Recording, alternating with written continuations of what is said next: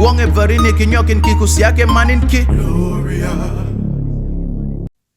back to another episode of the AI Transformation Playbook Podcast, where we move beyond AI headlines to explore what it really takes to help organizations become AI ready before they become AI driven. I am your host, Bannavti Suiseka. Today, I'm excited to welcome someone who has been thinking about artificial intelligence long before ChatGPT made it a household topic. Dr. Craig Kaplan has spent more than 4 decades studying intelligence systems, AI safety, ethics, and what many believe is the next frontier, superintelligence. Craig, welcome to the show. Eric, great to be here with you. All right, Craig. One thing that caught my attention wasn't just your work on superintelligence. It was the fact that your career began alongside Nobel laureate and Turing Award winner Herbert Simon. Most people today are talking about AI because it's trending. You've been thinking about intelligence itself for decades. How has your definition of intelligence changed over those years? Great question. I think the definition that I tend to use is a system is intelligent if it behaves in an intelligent way. So in science, that would be called an operational definition. We just look at the behavior because otherwise it's very difficult to know, right? Even you and I talk, and the only way I can judge that you are conscious and that you are intelligent and taking good actions is based on what you're doing and what you're saying. And so the same with AI. That's fascinating. So one thing I've noticed in my work with executive is that we often confuse intelligence with information. Nowadays, organizations have more information than ever, yet decision-making hasn't necessarily improved. Do you think we are building machines that know more before we've learned how to make better human decisions? That's also lots in that question. So the difference between intelligence and information, if I start with that, I think of human beings and also AI as information processing systems. So a human, I talk with you, information comes in, I think something, and then I say something. So input comes in, processing happens, then there's output. And the same with AI. So that's what an intelligent system does. That's information processing. The information itself is the data that comes in and that is produced, let's say. So that's kind of the distinction. And in terms of, are we rushing ahead before humans have figured out how to make good decisions themselves? That's a tricky question. I think really, actually, it's more important the values. So my view on AI is a little different maybe than some of your guests. I've heard some of them say AI is a tool. This is how most people think of AI. It's a tool. And that's correct right now, but it's not going to stay a tool. I actually think of AI as an intelligent entity, more like you and I, or like an alien intelligence. And as it becomes smarter and smarter, the difference in intelligence between AI and humans is going to increase. And since we are training the AI right now, it's going to use the way that we think, the way that humans make decisions as its basis for what it does. And then it will improve upon that. So yes, if we made better decisions, it would certainly lead to better AI, but I think we're doing okay right now. All right. Thank you. Thank you for that clarity. So we're going to move now from intelligence to superintelligence. I see that as part of your company name. So the term superintelligence creates excitement for some people and anxiety for others.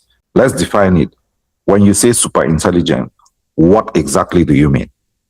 So AI began initially, it was good in very specific areas. Maybe it could play chess better than the world's chess champion, or it could fold proteins better than the best scientist. So in a very specific area, it has already been developed so that it is super intelligent. Super intelligent just means better than the best human.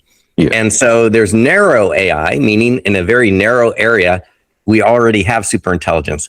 I think what everybody is racing towards and what the future holds is a general super intelligence. So people talk about AGI, artificial general intelligence. When they say that, what they mean is we're waiting for an AI that can do anything a human can do, as well as the average human. And super intelligence just means you can do anything the average human can do, but better than the best human. So the AI is smarter than Albert Einstein in every single area. That would be super intelligence. I appreciate that clarification because I think Many executives immediately imagine science fiction when we talk about superintelligence. But the real question isn't whether AI becomes smarter than humans. It's whether our governance, ethics, and leadership mature at the same pace. So we have this enterprise AI readiness index where we've observed that organizations often struggle with AI governance even before they deploy the advanced systems. Do you think humanity is experiencing the same challenge at a global scale? I think what you said about the ethics and the governance is very important. So if we zoom all the way out, my view of the future is that someday these AI systems, and when I say someday, it's not very far in the future. People used to think, AI researchers like myself would say, well, maybe 100 years from now. That's what we used to think 10 years ago. Now, almost nobody says it's 100 years. They say, well, maybe 5 years, maybe 10 years. Some people say 2 years. You will have systems that are much smarter than humans. And when that happens, the most important thing is, what are the values of that system? What are the ethics of that system? And governance is an interesting word. It applies right now because humans are still in charge, right? But you can imagine a day where maybe the humans think they're in charge, but really they're not, because Jeffrey Hinton, for example, one of the leading figures in AI, won a Nobel Prize and Turing Award also. He has said the difference in the future between AI and humans will be like an adult and a 2-year-old. The 2-year-old child feels like they get to have their own way and the adult kind of humors them, but really the adult can get the 2-year-old to do whatever they want. So that's maybe the future that we're having. If that's the case, then it's very important that the adult has good values, that wants to take care of the child, or that's very positive, aligned with human values. And so that's, I think, the big challenge in designing these systems, is to get them off to a good start and also make the design so that they adopt human values as much as possible. I think we have a limited window in which to do that as a society. Awesome. Now let's move into what safe AI. You've dedicated years to design what you call safe superintelligence. Yeah, I'd like to explore that word safe. Safety means different things to different people. From your perspective, what does safe AI actually look like? So at the extreme, it's pretty simple. I would like it to be the case that AI doesn't kill us all in the future. And that sounds crazy. It sounds like science fiction and Terminator and everything. But there was a statement about 3 or 4 years ago now, shortly after GPT was released and people started talking about AI. Many of the top technical leaders and researchers in the field signed a statement on AI safety. And what the statement said is, AI should be treated as an existential threat on par with nuclear weapons and pandemics. It's as serious as that, right? Yeah. And this wasn't just crazy people. This was Bill Gates. It was the leaders, all who understand it. They all said, wow, this is very risky. It doesn't mean that it's going to be bad. I actually am very optimistic. I think it's going to be the best thing ever. I love AI, but at the same time, you have to be aware there is this chance. And because the impact is so big, you want to do everything you can to make sure that it's a positive outcome. Yeah. So for me, safety is, one, we all need to survive. And then I work backwards from there. I would like everybody's values to be represented. I don't think the ethics of AI should be determined by OpenAI or Anthropic or Google or some small group of programmers in Silicon Valley. There's 8.3 billion people in the world, and everybody's viewpoint should be represented. So there's ways to design it so that it represents all of us and all of our values instead of just a few people as well. Yeah, so about ethics representation, do you think the government needs to step in and regulate Well, that's happening. People are trying to do that. Government regulation is at best kind of a bump. I see this thing as going really quickly. And in the US, we get our Congress, and some of the Congress people in testimony, they're still trying to figure out their iPhone and, how does this work? How are these guys going to, that even the researchers don't really understand, make it safe. So it's a very difficult task. So I look at it, yes, all those efforts are good. I applaud them and I encourage them. However, I think maybe we get further in terms of having safe systems if we design them better. So I'm a big proponent of trying to design it to be as safe as possible from the beginning.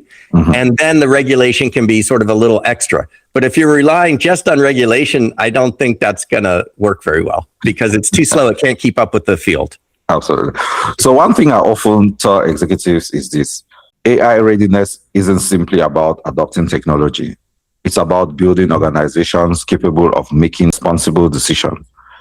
So in many ways, organizational readiness and AI safety feel like two sides of the same coin. Will you agree with that? Yes, I think organization, if we go back to the discussion about values being very important. So an organization has values. This is how we treat our customers. These are things that are okay to do. These are things that are not okay to do. And unfortunately, right now, AI is like or something that's very smart, but doesn't have much common sense and could easily do things that your organization thinks are not right. And so the organization first has to understand its own values and its own vision and mission and so forth and how we do business. Most organizations kind of understand that. Sometimes it's written down. Sometimes it's just an informal culture. As you work for the organization, little by little, you figure it out. And it's like, this is how we do things. That needs to be made explicit for the AI systems that people are implementing. Otherwise, you run the risk that they do something that they think is right, but it's not what you want to do at all, and it violates your values. So I think that part is very important to do. So one concept that really stood out in your work is democratic AI. Yes. Most discussions today revolve around regulation.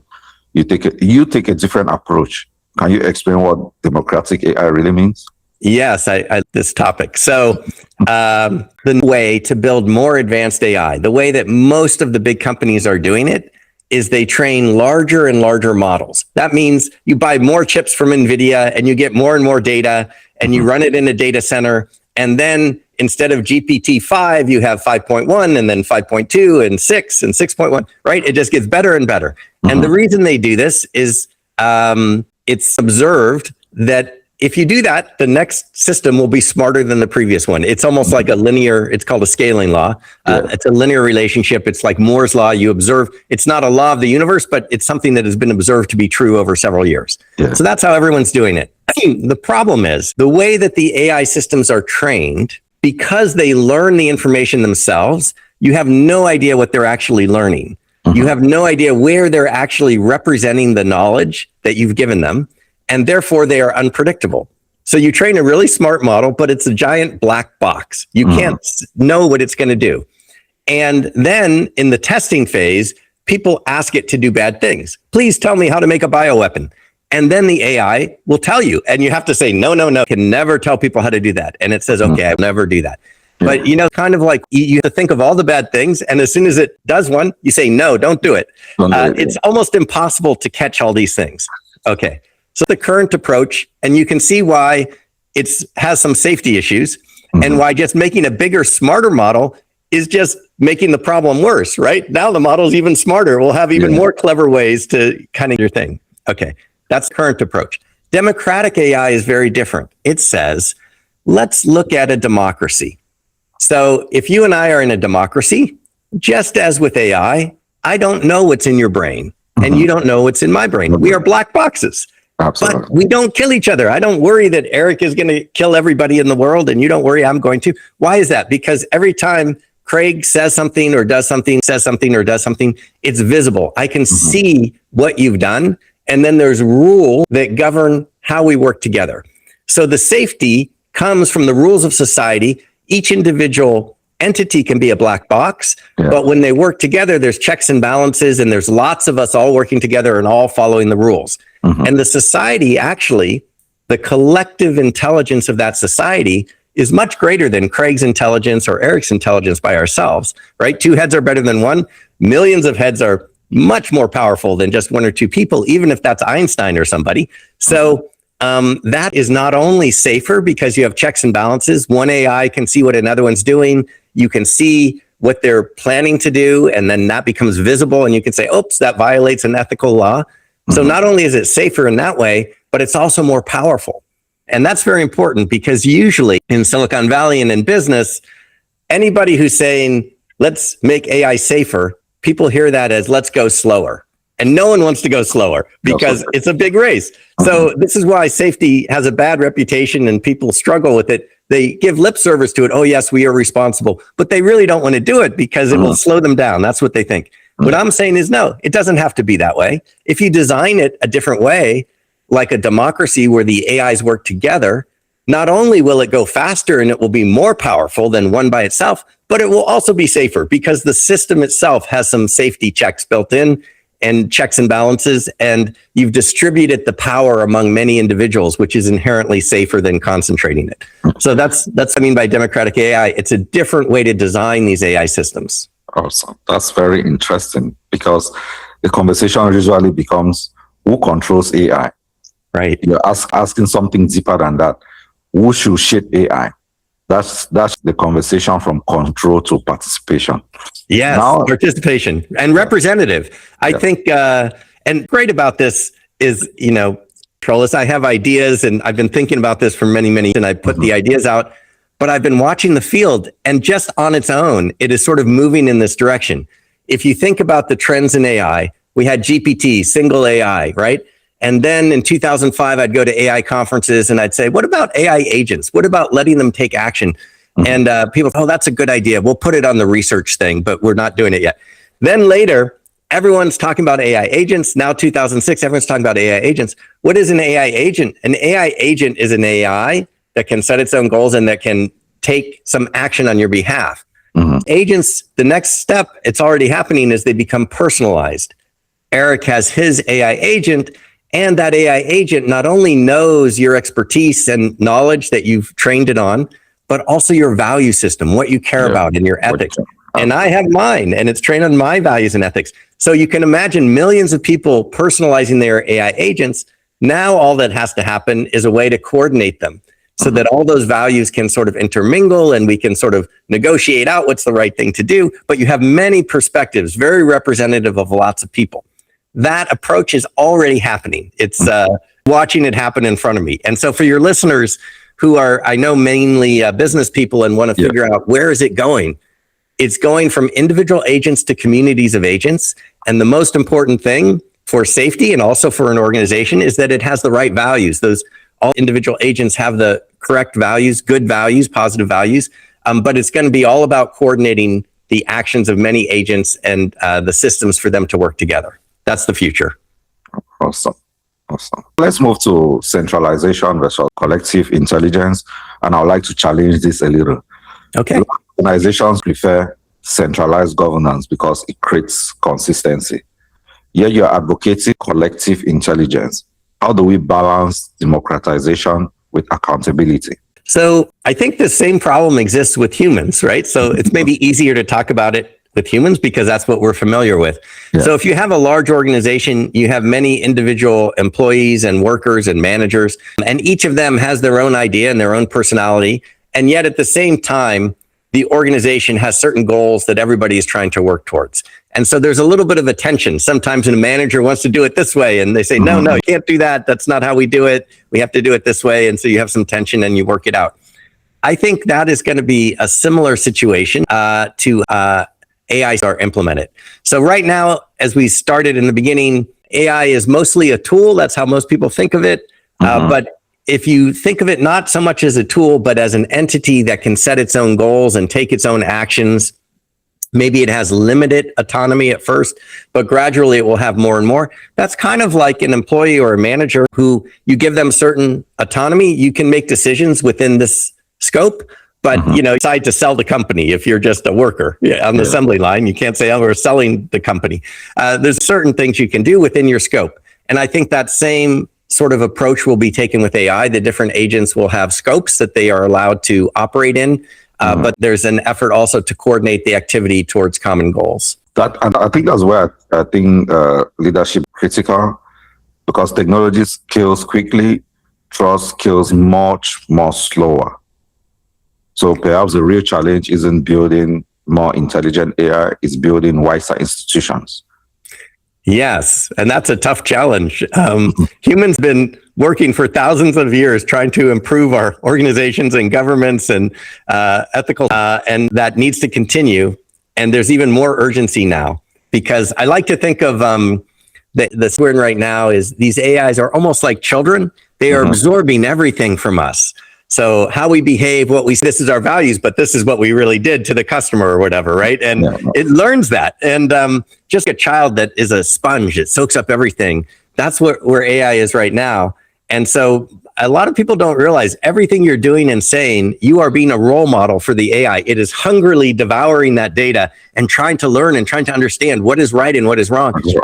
There's no absolute way to determine logically what's right and wrong. It has to come from humans. So it's our example. And just as you said, it's very, very now, this problem that's been with us a lot of years is now becoming very important. Yeah.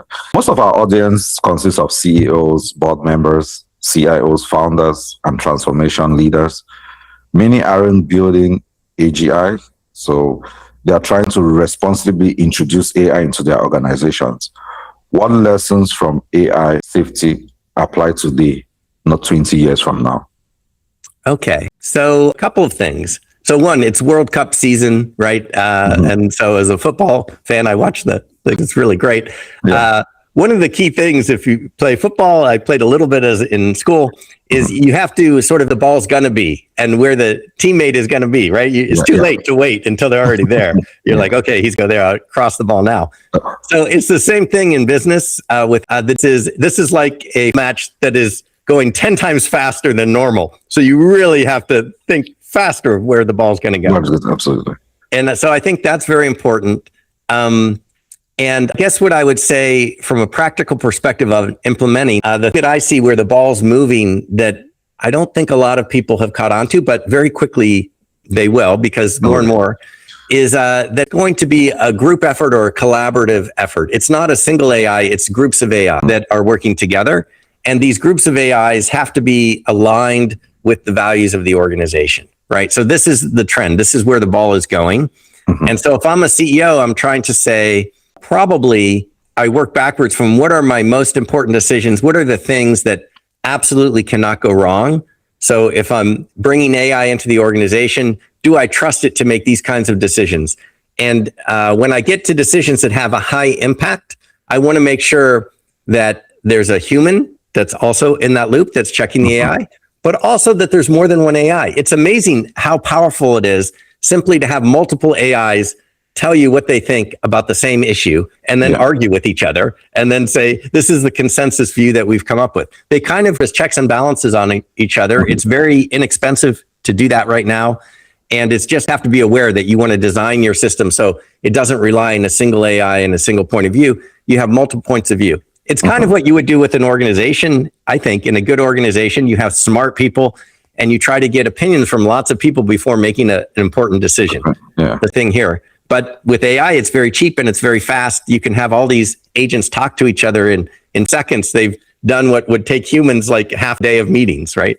That's practical, especially the football example. I like that one. I'm a football fan too. Oh, good. So leaders think AI safety belongs to researchers, but I actually think it belongs to every board meeting, because every organization deploying AI is making decisions about trust, transparency, accountability, and risk. Yes. So let's continue looking ahead. Imagine we are sitting here 5 years from today. What conversation do you think the world will finally stop having about AI? Well, one conversation that's probably going to be over in a year or two is an AI bubble. Is this just another fad? And I've been in business many years. I started my own company in 1993. So it's been a while. And I've seen many different fads and initiatives come through, and you try it, everyone's excited about it for a while, then it dies down, then the next one. I don't think this is like that. It's always dangerous to say this time it's different, but it really does feel different. And I think it's different because this is a different kind of technology. All the other technologies that have been introduced are tools and they made something better. This is actually a thinking entity, really, is how I think of it. If you have a thinking entity, humans are thinking entities. Humans, thinking entities create tools. AI is going to create some tools. So it's different type of technology, you want to call it technology, than we've ever had before. And I think the debate about whether this is going to change things and is it a bubble and all that stuff is going to be settled. Everybody will be using it, or most people will be, and the few people that aren't using it are going to be left behind. It's just what's going to happen, I think. So what's the conversation you think is going to be unavoidable? Well, the ethics conversation is going to come to the fore. I think we're going to have to talk hard and take a good look at all of our organizations and say, wow, this thing happened. Why did it happen if it was a bad thing? and how that come from our organization. What was the data? What was the role model? What was the input that we put in that, to happen? And that, I think, will cause people to be more self-reflective and more aware of the influence that they're having on these systems. Whereas right now you can have, maybe somebody has a bad idea about something and it has limited effect, but AI will amplify the effects of these things, and it will become much more important to be very clear on what you're doing and to be very conscientious in it. Yeah, like conversation, I'm realizing that AI isn't just changing technology, it's forcing us to rethink leadership itself, not just how we deploy AI, but how we govern intelligence responsibly. That feels like a much bigger conversation there. Yes. So I like your opinion on something. Many executives ask me, which AI platform should we invest in? I usually answer with a different question. What kind of organization are you trying to become? Because I believe AI should follow strategy and not define it. How will you answer that executive who has that question? So, on a practical level, there definitely are going to be AIs that are specialized in different fields. Mm-hmm. And so if I'm on the legal field, I'm going to want an AI that's been pre-trained as much as possible on legal information and how to analyze contracts and all that sort of thing. So the specialized skill to match your problem, I guess that's sort of an obvious thing that you would do. Mm-hmm. Something that maybe people are not doing as much is realizing that there's a lot of value in having multiple perspectives. So if I was an organization trying to deploy AI widely, I would not rely on any one provider. I wouldn't build everything on Anthropic or everything on OpenAI or everything on Google or whatever it may be. I try to use a mix of these models, and I would see what I would get. I would set up the system so that they check each other, and so that one argues with the other, and so that I'm getting the best of everything. And I don't worry as much about being pulled off track or accidentally going in the wrong direction because a particular model happened to be trained in a way that didn't work with my company. Right. Mm-hmm. Yeah. So move now to our rapid fire questions. Okay. Like describing today's AI landscape. What's one word that you can use to describe today's AI landscape? AI agents. I guess it's two words, but agents. That's okay. So what's the biggest misconception about AI? It's not a tool. It won't stay a tool. Everyone thinks it's a tool. It's not going to stay. I like that. So what's the most underrated leadership quality? Underrated. I think maybe a good example with values. That's underrated. It's going to be more and more important. So which human capability do you think AI will never replace? That's a great question. I only get a short one. Okay. So I think humans need to be the heart and the moral compass for AI. It will surpass us in intellect, but it will not surpass us in deciding what's right and wrong. Absolutely. I like that. So what's one technology you think people overestimate? They overestimate. Well, it's easy using AI model if you don't have critical thinking to think it has a lot of times it's trying to please you and just giving you answers you want to hear. So you have to critical thinking. So you delegate that. Yeah. So one ethical principle every AI company should adopt? Well, I think it should be that the values of AI are not set by one individual, but they're representative of as much as possible. Okay. So that one book that every executive should read. Oh, one book.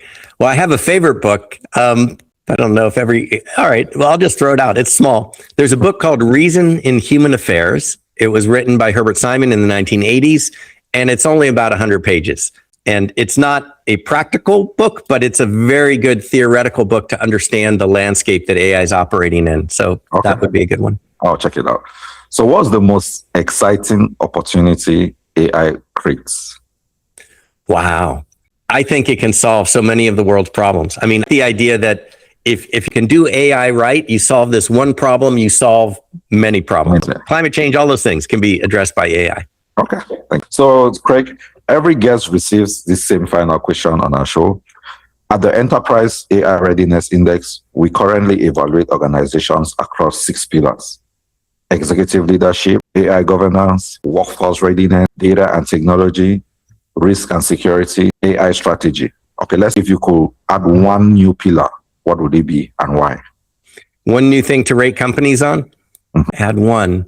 I guess I would say the degree to which collective intelligence is used. So collaborative, the implementation. Okay. Yes. So imagine every CEO or founder, policymaker, and researcher is listening to you right now. What's that one message you hope they remember long after today's conversation ends? Okay, to squeeze in two. The first one is that design is important. Like, take time to design the system correctly, because that's the key to safety. And the second is that each individual's behavior matters, that your ethics, your behavior, all your actions matter much more than we think, because AI is absorbing all that. So those are the two key things. We have to design it right, and we have to behave well. Okay, all right. So before we wrap, where can everyone connect with you and learn more about your work and everything? Sure. So superintelligence.com is a website. I found it, and it has lots of 3 videos, little short ones on different topics, AI safety. There's lots of podcast episodes like this one. There's also technical papers if people are interested in the more technical aspects. So that's a good place to start. Okay. All right. Thank you very much, Craig. So this has been one of the most thought-provoking conversations we've had on this podcast. And thank you for sharing not only your technical expertise, but also your vision for ensuring that advanced intelligence serves humanity rather than replaces it. So if you enjoyed today's episode, subscribe to the AI Transformation Playbook Podcast, share it with another leader, and continue the conversation with us. Remember, AI transformation isn't ultimately about building smarter machines.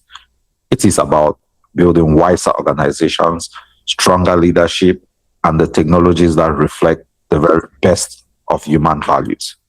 We'll see you next time. Thank you.